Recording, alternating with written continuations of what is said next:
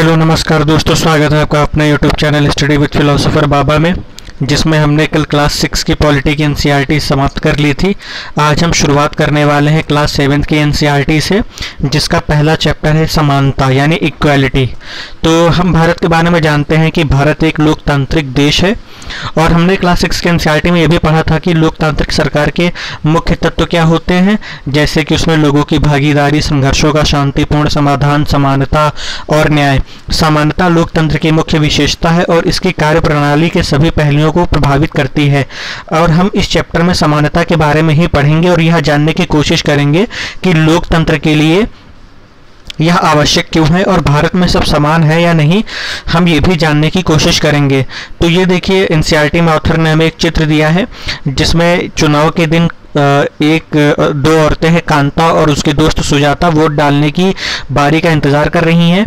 उन्होंने कहा कि कितनी अच्छी बात है ना सुजाता, कि हम सब अपने देश के समान नागरिक के रूप में वोट डाल सकते हैं।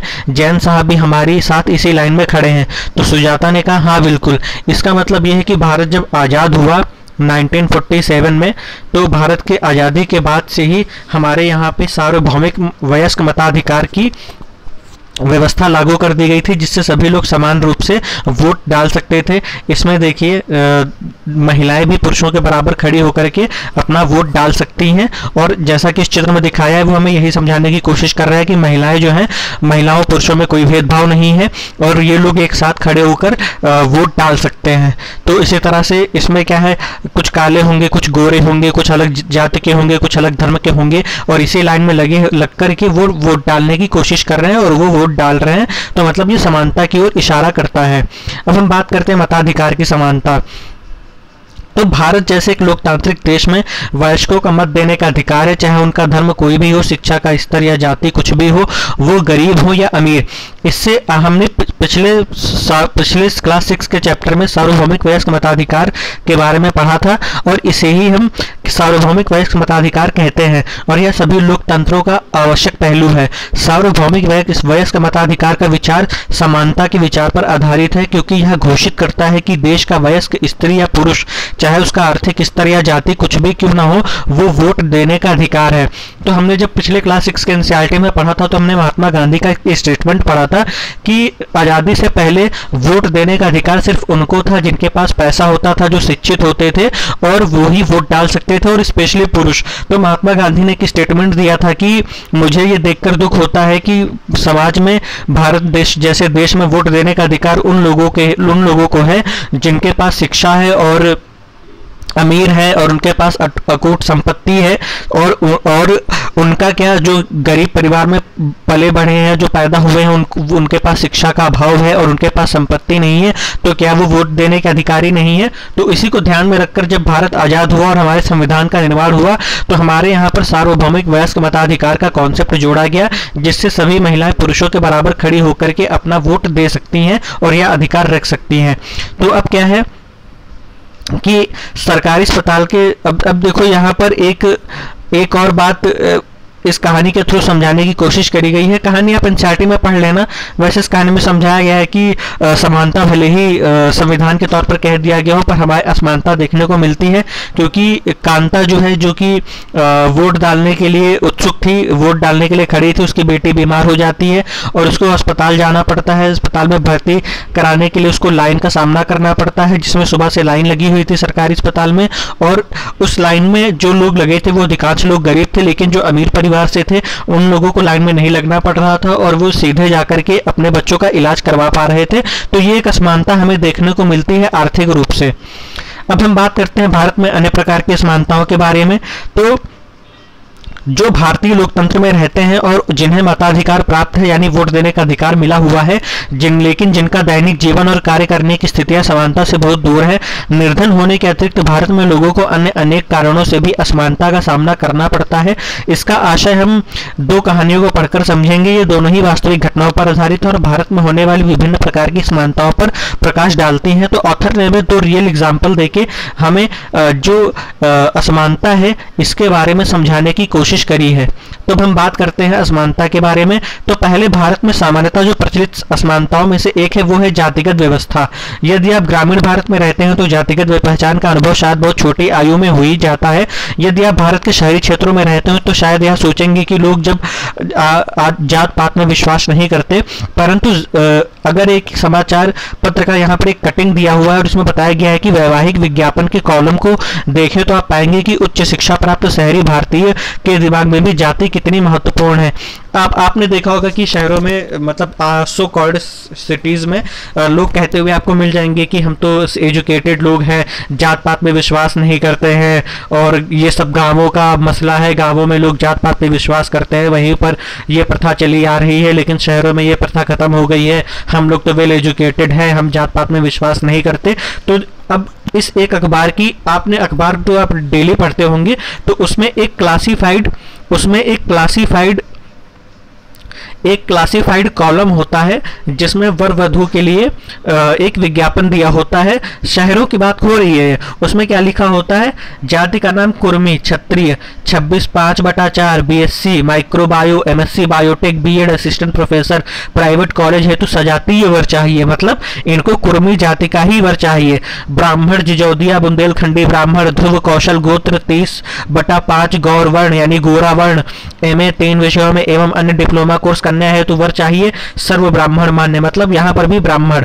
उसके बाद क्या है, तीसरा तोमर राजपूत, 23/5/9 मैकेनिकल इंजीनियर, सुलजान पुणे हेतु सेवारत उच्च तकनीको अर्हता प्राप्त राजपूत कन्या चाहिए, मतलब यहाँ पे भी देखो जाति। फिर क्या है, 23 उम्र 23 और 5 फुट 3 इंच हाइट, स्लिम, गोरी, BE computer science, Chhattisgarhi Agrawal कन्या के लिए स्वजातीय मैचिंग वर्ग चाहिए। मतलब देखो यहाँ पे जाति का व्यवहार है। आपने कभी भी शहरी क्षेत्र में ये नहीं देखा होगा कि वहां पे ये विज्ञापन निकला हो कि हमें किसी भी जाति से कोई फर्क नहीं पड़ता है, बस कन्या कुशल होनी चाहिए, वो एजुकेटेड होनी चाहिए, उसको समझदारी के बारे में ज्ञान होना चाहिए, व्यवहारिक ज्ञान होना चाहिए, हम ऐसी किसी भी कन्या को स्वीकार कर लेंगे और अपनी वधू बनाएंगे। आप ऐसा एग्जाम्पल कभी भी शहरी क्षेत्रों के न्यूज़पेपर में नहीं पाएंगे। और ऐसे ही ना आप ये पाएंगे कि किसी भी जाति का हमें वर चलेगा, बस वो वेल एजुकेटेड हो, कमाता खाता हो और उसका लिविंग स्टैंडर्ड बढ़िया हो, हम उससे अपनी लड़की की शादी कर देंगे, ऐसा भी आप नहीं पाएंगे।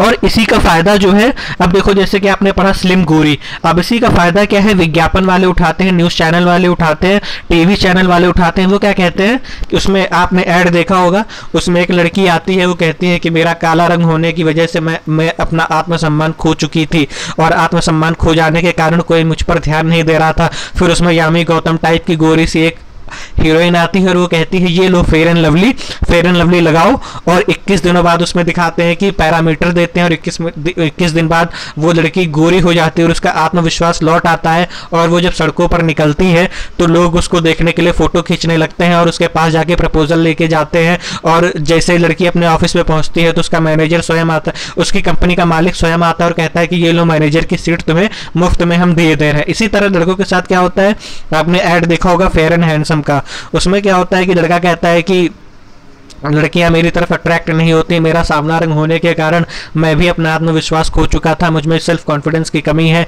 और फिर शाहरुख खान आते हैं और उनको फेयर एंड हैंडसम बताते हैं कि ये क्रीम लगाओ, 12 दिन में तुम गोरे हो जाओगे। फिर वो लड़का गोरा हो जाता है, फिर वो जैसे ही बाहर जाता है तो लड़कियों की लाइन निकल आती है और फिर वो एक लड़की को पसंद कर लेता है, डेटिंग पे ले जाता है वगैरह वगैरह।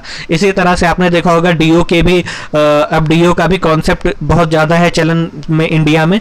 डीओ में भी क्या होता है कि लोग पहले जाते हैं मार्केट में तो उनसे बदबू आती है तो लड़कियां दूर चली जाती हैं, फिर वो डीओ लगा के आते हैं स्पेशल कंपनी का तो लड़कियां ऑटोमेटिक छप्पर फाड़ के गिरने लगती हैं और वो जो है एक नहीं कई सारी लड़कियों के साथ डेटिंग पे चले जाते हैं। तो ये सारी बकवासों के लिए ये विज्ञापन वाले इसका फायदा उठाते हैं। और जिस तरह से ये रंग भेद, इसे कहते हैं रंग भेद, इसे कहते हैं रंग भेद, ये रंग भेद की जो रंग भेद व्यवस्था है ये आज भी चली आ रही है और विज्ञापन वाले इसका बहुत जोरों से फायदा उठाते हैं। तो इस तरह की चीजें हमें आज भी समाज में देखने को मिलती है। संविधान में तो अनुच्छेद 14 से लेकर 18 तक बोल दिया गया है कि हम समानता का अधिकार देते हैं, लेकिन वास्तविकता में अगर देखें व्यवहारिक स्तर पर तो हमें रंग भेद भी देखने को मिल जाता है, जातिगत भेद भी देखने को मिल जाता है। इन दोनों बेसिस पे हमें असमानता देखने को मिल जाती है। अब हम बात करते हैं दूसरे एग्जाम्पल की। अब एक कहानी स्कूल जाने वाले एक दलित बच्चे के अनुभवों के बारे में है। दलितों के बारे में हम पहले क्लास 6 में पढ़ चुके हैं। दलित एक ऐसा शब्द है जो निचली कही जाने वाली जाति के लोग स्वयं को संबोधित करने के लिए प्रयोग में लाते हैं। दलित का अर्थ होता है कुचला हुआ या टूटा हुआ, और इस शब्द का इस्तेमाल करके दलित यह संकेत करते हैं कि पहले भी उनके साथ बहुत भेदभाव होता था और आज भी हो रहा है। ओम प्रकाश वाल्मीकि एक प्रसिद्ध दलित लेखक है। उनकी कहानी है, उनकी आत्मकथा जूठन में वे लिखते हैं, स्कूल में दूसरों से दूर बैठना पड़ता था, वह भी जमीन पर। अपने बैठने की जगह तक आते जाते चटाई छोटी पड़ जाती थी। कभी कभी तो एकदम पीछे दरवाजे के पास बैठना पड़ता था, जहां से बोर्ड पर लिखे अक्षर धुंधले दिखाई देते थे। कभी कभी बिना कारण पिटाई भी कर दिया जाता था। जब वे कक्षा 4 में थे तो प्रधानाध्यापक ने ओम प्रकाश से स्कूल और खेल के मैदान में झाड़ू लगाने को कहा। वे लिखते हैं कि लंबा चौड़ा मैदान मेरे वजूद से कई गुना बड़ा था, जिसे साफ करने से मेरी कमर दर्द करने लगी थी। धूल से चेहरा सिर अट गया था, मुंह के भीतर धूल घुस गई थी। मेरी कक्षा में बाकी बच्चे पढ़ रहे थे और मैं झाड़ू लगा रहा था। हेडमास्टर अपने कमरे में बैठे थे, लेकिन निगाह मुझ पर टिकी हुई थी। पानी पीने तक की इजाजत नहीं थी। पूरा दिन मैं झाड़ू लगाता रहा। स्कूल के कमरों की खिड़की दरवाजों से सटी हुई है और लड़कों की आंखें छिपकर तमाशा देख रही थी। ओम प्रकाश से अगले 2 दिनों तक स्कूल और खेल के मैदान में झाड़ू लगवाई जाती रही, और यह क्रम तभी रुका जब उधर से गुजरते हुए उस पिता ने अपने बेटे को झाड़ू लगाते देखा। उन्होंने शिक्षकों से साहसपूर्वक सामना किया और ओम प्रकाश का हाथ पकड़कर स्कूल से बाहर ले जाते हुए ऊंचे स्वर में सबको सुनाते हुए कहा, मास्टर वो इसलिए जा रहा हूं, पर इतना याद रखिए मास्टर यो यही पढ़ेगा इसी मदरसे में, और यो ही नहीं इसके बाद भी आवेंगे पढ़ने को। दूसरी कहानी एक ऐसे घटना पर आधारित है जो भारत में एक बड़े शहर में घटी और देश के अधिकांश भागों में ऐसा होना एक सामान्य बात है। एक कहानी श्री और श्रीमती अंसारी की है। शहर में किराए पर एक मकान लेना चाहते थे। वे पैसे वाले हैं, इसलिए किराए की कोई समस्या नहीं थी। वे मकान ढूंढने में मदद लेने एक प्रॉपर्टी डीलर के पास गए। डीलर ने उन्हें बताया कि वह कई खाली मकानों के बारे में जानता है जो किराए पर मिल सकते हैं। वे पहला मकान देखने गए। अंसारी दंपत्ति को मकान बहुत अच्छा लगा और उन्होंने मकान लेने का निर्णय कर लिया। फिर जब मकान मालकिन ने उनके नाम सुनो तो वे बहाने बनाने लगी कि हम मांसाहारी लोगों को मकान नहीं दे सकते, क्योंकि उस बिल्डिंग में कोई भी मांसाहारी व्यक्ति निवास नहीं करता। प्रॉपर्टी डीलर और अंसारी दंपत्ति दोनों ही यह सुनकर आश्चर्यचकित रह गए, क्योंकि पड़ोस से मछली पकाने की गंध आ रही थी। उनके सामने उन दूसरे और तीसरे मकानों में भी जो उन्हें पसंद आए थे यही बहाना दोहराया गया। अंत में प्रॉपर्टी डीलर ने सुझाव दिया कि क्या वे अपना नाम बदलकर श्री और श्रीमती कुमार रखना चाहेंगे। अंसारी दंपति ऐसा करने के इच्छुक नहीं थे, इसलिए उन्होंने कुछ और मकान देखने का निश्चय किया। अंत में लगभग 1 महीने ढूंढने के बाद उन्हें एक मकान मालकिन मिली जो उन्हें किराए पर मकान देने को तैयार थी। तो ये देखिए एक प्रकार की असमानता ही है जो हमें देखने को मिली। यहाँ पर उनसे कहा गया कि आप अपना नाम बदल लो, तभी आपको यहाँ पर रहने के लिए घर या मकान या फ्लैट आपको मिल सकता है। तो ये सारी असमानताएं हमारे यहाँ आज भी देखने को मिलती हैं। अब हम बात करते हैं मानवीय गरिमा के मूल्य की।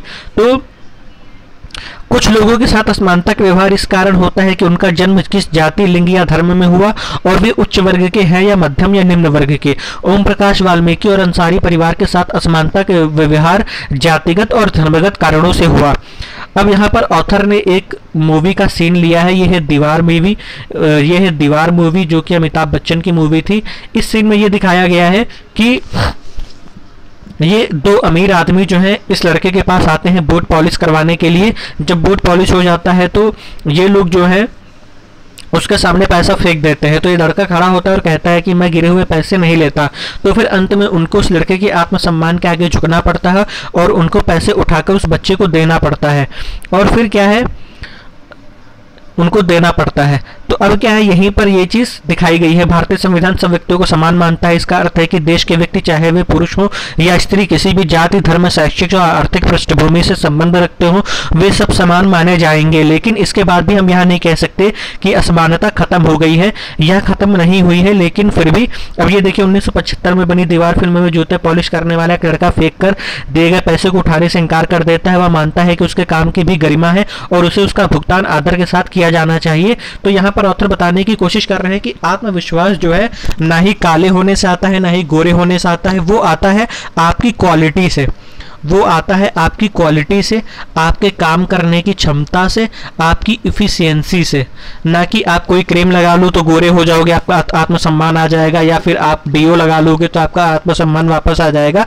ऐसा कुछ नहीं होता है। अगर आप में क्वालिटी है, कैपेसिटी है और आप में क्षमता है तो आप कुछ भी कर सकते हो। और आपका आत्मविश्वास आपके कार्यों से आता है, ना कि ऐसे हमने बहुत सारी, जैसे नेल्सन मंडेला को देख लीजिए, वो तो अफ्रीका के रहने वाले थे, वो तो काले थे, लेकिन वो काम से जाने जाते हैं। हमारे यहाँ महात्मा गांधी जो है वो काम से जाने जाते हैं। कई ऐसे स्वतंत्रता सेनानी हुए जो काले नहीं थे, गोरे नहीं थे, सांवले थे, लेकिन वो आज भी जाने जाते हैं। क्यों? क्योंकि उन्होंने ऐसा काम ही किया था। तो यहाँ पर काला गोरा होना आत्मविश्वास का कारण नहीं है। आत्मविश्वास आपके कार्यों से आता है, आपकी क्वालिटी से आता है, आपके कार्य करने की क्षमता से आता है।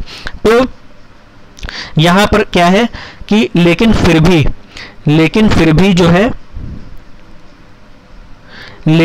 भी कम से कम भारतीय संविधान में सब व्यक्तियों की समानता के सिद्धांत को मान्य किया गया है। जहां पहले भेदभाव और दुर्व्यवहार से लोगों की रक्षा करने के लिए कोई कानून नहीं था, अब अनेक कानून लोगों के सम्मान तथा उनके साथ समानता के व्यवहार को सुनिश्चित करने के लिए मौजूद है। समानता को स्थापित करने के लिए संविधान में जो प्रावधान है उनमें से कुछ निम्नलिखित हैं। प्रथम, कानून की दृष्टि में हर व्यक्ति समान है। इसका तात्पर्य यह है कि हर व्यक्ति को देश के राष्ट्रपति से लेकर कांता जैसी घरेलू काम की नौकरी करने वाली महिला तक सभी को एक ही जैसे कानून का पालन करना है। दूसरा, किसी भी व्यक्ति के साथ उसके धर्म, जाति, वंश, जन्म स्थान और उसके स्त्री या पुरुष होने के आधार पर भेदभाव नहीं किया जा सकता है, आर्टिकल 15।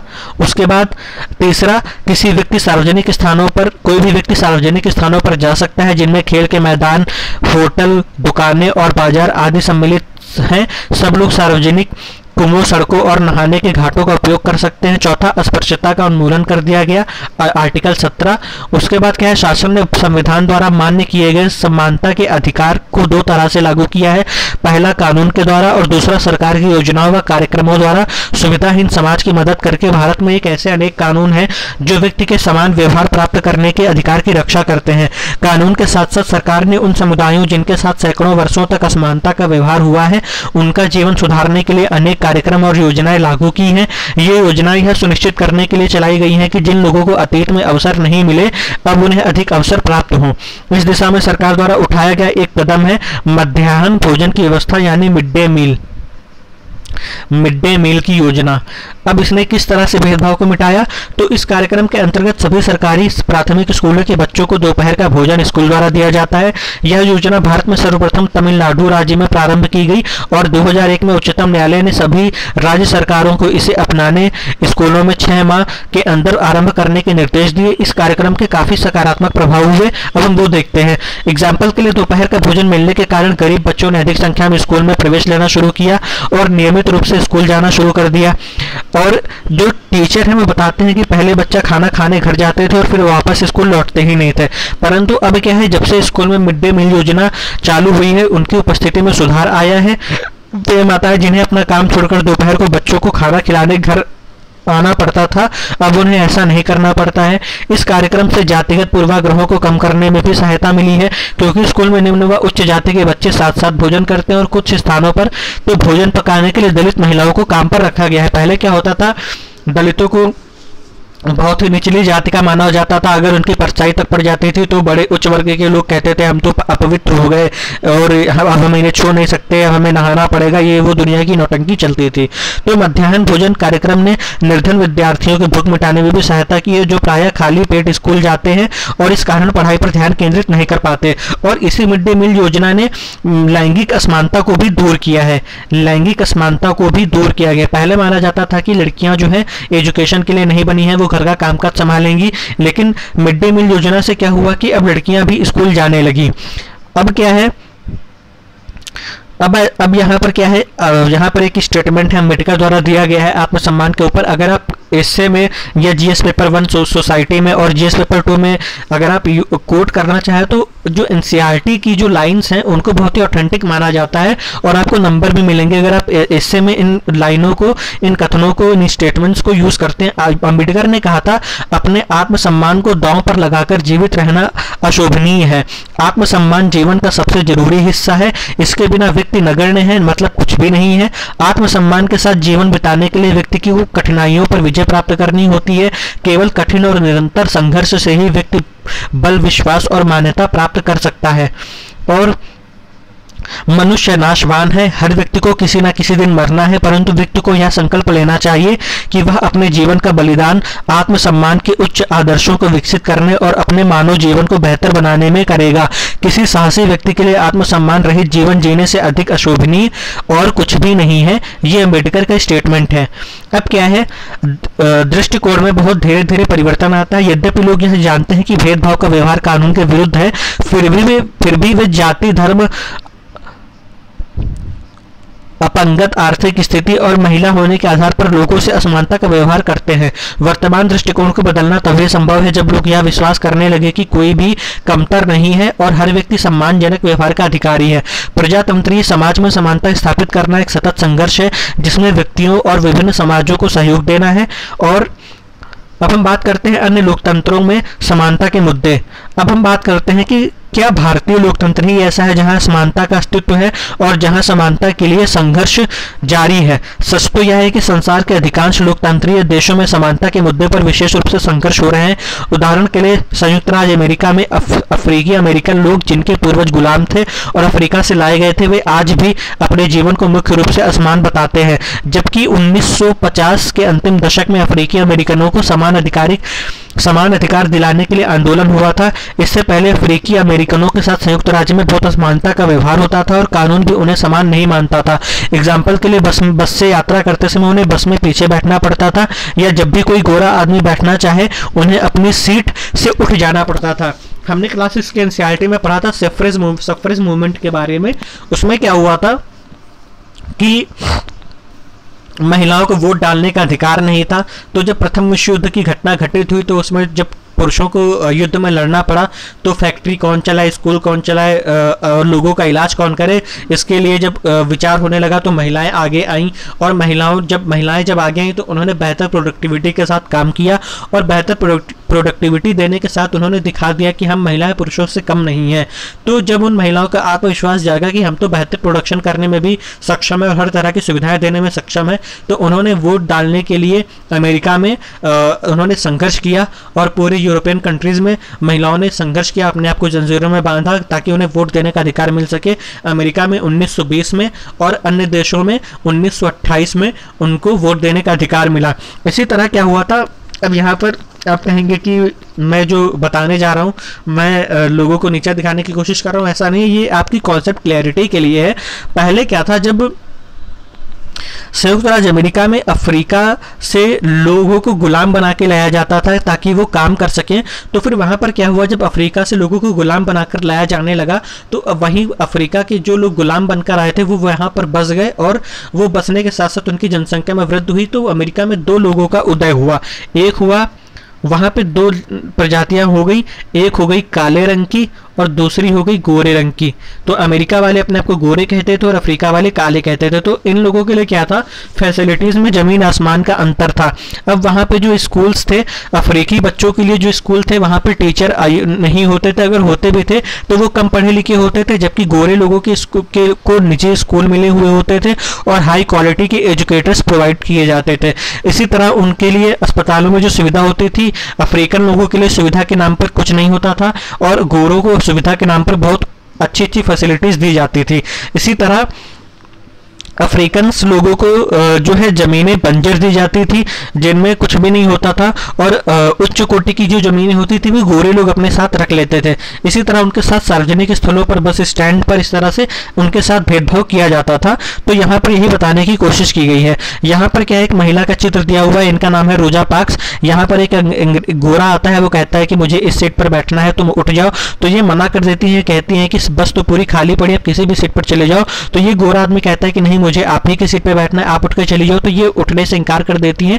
तो इनके साथ काफी हिंसा और हाथापाई की जाती है। तो यहीं से एक मूवमेंट छिड़ जाता है और गांधी जी से प्रभावित मार्टिन लूथर किंग ने इस आंदोलन का नेतृत्व किया और 1965 में जाकर उन्होंने इस भेदभाव को, जो कि नस्ल, धर्म और राष्ट्रीय मूल के आधार पर भेदभाव हो रहा था, उसे खत्म करने में अपनी भूमिका निभाई। तो यहाँ पर इन्हीं की कहानी दी हुई है कि रोजा पार्क्स एक अफ्रीकन अमेरिकन महिला थी। दिसंबर 1955 को दिन भर काम करके थक जाने के बाद बस में उन्होंने अपनी सीट एक गोरे व्यक्ति को देने से मना कर दिया। उस दिन उनके इनकार से अफ्रीकी अमेरिकनों के साथ असमानता को लेकर एक विशाल आंदोलन प्रारंभ हो गया, जो नागरिक अधिकार आंदोलन यानी सिविल राइट्स मूवमेंट कहलाया। 1964 के नागरिक अधिकार अधिनियम ने नस्ल, धर्म और राष्ट्रीय मूल के आधार पर भेदभाव को निषेध कर दिया।